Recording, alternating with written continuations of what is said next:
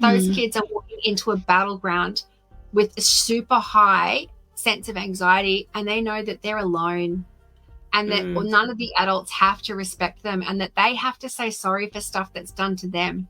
That's a really scary, isolated place to be as a young person. And it's so understandable why so many of the young kids experience school can't, because it's super overwhelming.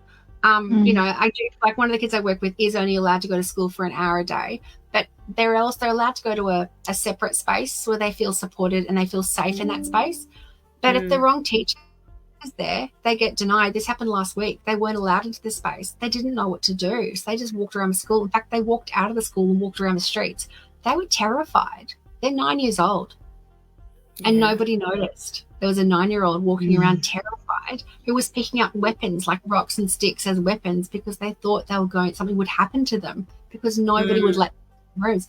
This is happening in our mainstream schools all the time. These kids are terrified. But what do they do with that? Well, they put on a brave act. Kid would rather punch people he doesn't know so that then they don't see that he's scared.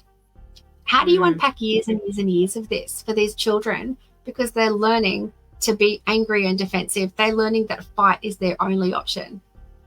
Yeah, and it's really hard. This causes significant trauma when they also don't have enough language to communicate for themselves, and therefore no one believes them when they try.